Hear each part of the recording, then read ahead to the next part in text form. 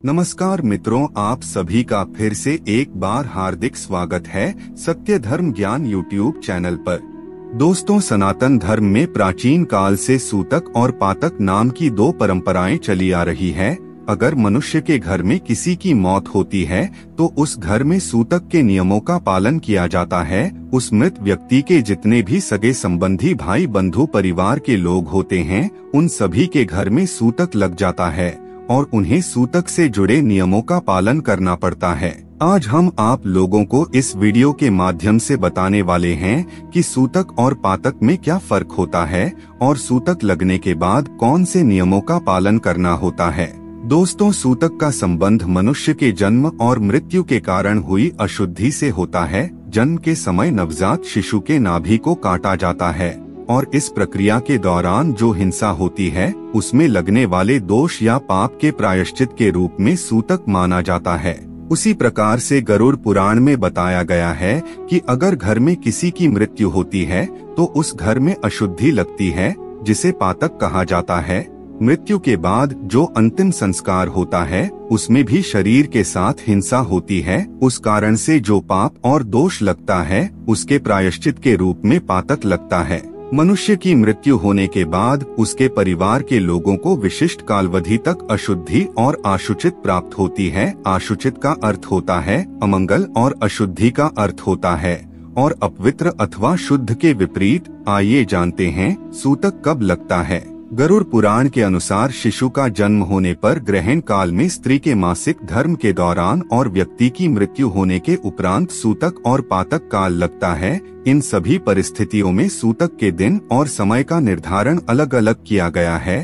कुछ परिस्थितियों में ज्यादा दिनों का सूतक लगता है तो कुछ परिस्थितियों में एक दिन का ही सूतक काल लगता है। आइए जान लेते हैं। गरुड़ पुराण के अनुसार अगर किसी घर में मृत्यु होती है तो परिजनों को 10 दिनों तक का सूतक काल लगता है। अंतिम संस्कार में शामिल होने वाले परिवार के लोगों को 12 से 13 दिनों तक सूतक काल लगता है तथा सपिंडीकरण तक सूतक काल का पालन करना अनिवार्य माना जाता है, अन्यथा शुद्धि नहीं होती है। सूतक काल के दौरान शास्त्रों के नियमों का पालन करना होता है। मृत्यु के दिन से लेकर अगले 1.25 महीने तक किसी भी अन्य व्यक्ति के घर पर नहीं जाना चाहिए। 1.25 महीना यानी 40 दिनों तक इस नियम का पालन करना होता है।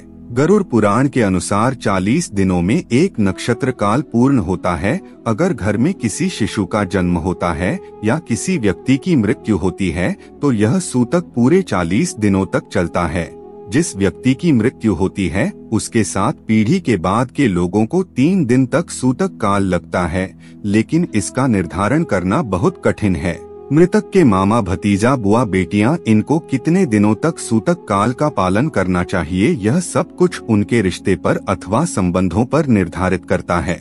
लेकिन अगर मृतक का किसी के साथ खून का रिश्ता होता है तो उन लोगों को गरुड़ पुराण के नियमों का पालन करके 40 दिनों तक सूतक काल पूरा करना होता है। मृतक की तीसरी पीढ़ी के लिए यह सूतक काल 10 दिन तक होता है, चौथी पीढ़ी के लिए 10 दिन और 5वीं पीढ़ी के लिए 6 दिनों तक का सूतक काल माना जाता है। लेकिन जो लोग एक ही रसोई में भोजन करते हैं उनके लिए पीढ़ी का कोई नियम नहीं है।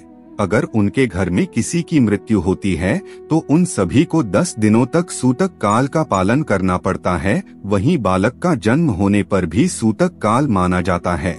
गरुड़ पुराण के अनुसार जिस स्त्री ने शिशु को जन्म दिया है उस स्त्री के लिए सूतक काल 45 दिनों तक का होता है। जिस स्थान पर शिशु का जन्म हुआ रहता है वह स्थान 1 महीने तक अशुद्ध माना जाता है। इसी कारण से कई लोग अस्पताल से घर पर आने के बाद स्नान करते हैं। अगर पुत्री का पीहर में जन्म होता है तो 3 दिनों तक सूतक काल होगा और ससुराल में होता है तो 10 दिनों तक का सूतक काल रहता है। इसके अलावा अंतिम संस्कार के सूतक काल की बात की जाए तो मृत्यु के बाद दाह संस्कार आदि कार्यों में हिंसा होती है और इसमें लगने वाले दोष या पाप के प्रायश्चित के लिए पातक माना जाता है। जिस दिन मृतक का दाह संस्कार होता है उस दिन से पातक काल की गणना होती है। लेकिन अगर कोई सदस्य घर में नहीं है, किसी बाहर शहर में रहता है, तो जिस दिन उसे मृत्यु की सूचना मिलती है उसी दिन से उस व्यक्ति को पातक काल का पालन करना चाहिए। लेकिन व्यक्ति को 12 दिन बाद सूचना मिलती है तो वह मनुष्य केवल स्नान करने मात्र से ही शुद्ध हो जाता है। अगर किसी महिला का गर्भपात हुआ है तो गर्भधारण के जितने महीने हुए हैं उतने दिन का ही सूतक माना जाएगा। अगर 6 महीने हुए हैं तो 6 दिन का सूतक माना जाता है। अगर घर का कोई सदस्य सन्यासी है अथवा बैरागी है तो उसे मरण सूतक नहीं लगता है, लेकिन अगर उस व्यक्ति की मृत्यु होती है तो केवल 1 दिन का ही पातक लगता है। अगर कोई मनुष्य मृतक की अंतिम यात्रा में शामिल होता है तो उसे 1 दिन के सूतक का पालन करना चाहिए। अगर कोई मृतक के शरीर को छूता है तो उसे 3 दिन का सूतक लगेगा। जो लोग मृतक के शरीर को कंधा देते हैं उन्हें 8 दिनों तक सूतक काल रहता है। अगर घर के अंदर कोई आत्महत्या कर लेता है तो उस घर में 6 महीने तक का पातक माना जाता है। 6 महीने तक उस स्थान पर भोजन नहीं ग्रहण करना चाहिए और जलपान भी नहीं करना चाहिए। उनके परिवार वालों को मंदिर या किसी धार्मिक अनुष्ठान में शामिल नहीं होना चाहिए। इसके अलावा अगर घर में पालतू जानवर जैसे गाय, भैंस, घोड़ी, बकरी आदि जानवर बच्चे को जन्म देते हैं तो उस घर में 1 दिन का सूतक मानना चाहिए। लेकिन अगर घर से दूर पशु बच्चों को जन्म देता है तो सूतक नहीं माना जाएगा। बच्चों को जन्म देने वाली गाय का 15 दिनों तक दूध अशुद्ध रहता है, भैंस का 10 दिन तक और बकरी का 8 दिन तक दूध अशुद्ध रहता है। आइए दोस्तों, अब जानते हैं सूतक काल के दौरान कौन से नियमों का पालन करना चाहिए। गरुड़ पुराण के अनुसार जिस घर में सूतक लगा है उस घर के लोगों को दूसरे लोगों को स्पर्श नहीं करना चाहिए। उस घर में किसी भी प्रकार का धार्मिक और मांगलिक कार्य का आयोजन ही नहीं करना चाहिए तथा किसी भी प्रकार के त्योहार नहीं मनाने चाहिए। उस घर के लोगों को सामाजिक कार्यों में सहभागी नहीं होना चाहिए और दूसरों के घर में भी नहीं जाना चाहिए।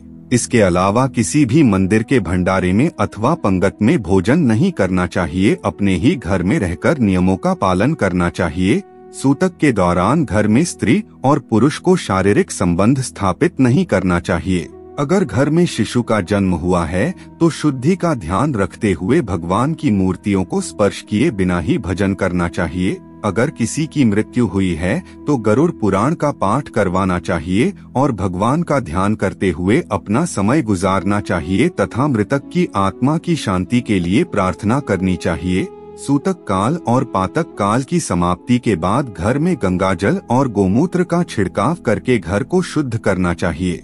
इस प्रकार से सूतक काल के इन नियमों का पालन अवश्य करना चाहिए। तो दोस्तों, इस प्रकार से हमारे शास्त्रों में सूतक और पातक काल का वर्णन देखने को मिलता है और उनसे जुड़े नियम भी विस्तार पूर्वक बताए गए हैं। उम्मीद करते हैं यह जानकारी आपको अच्छी लगी होगी। आज की वीडियो में बस इतना ही। आपको हमारी जानकारी कैसी लगी आप हमें कमेंट में जरूर बताएं और अपने दोस्तों के साथ भी शेयर जरूर करें। फिर मिलते हैं किसी नए जानकारी के साथ, तब तक के लिए धन्यवाद।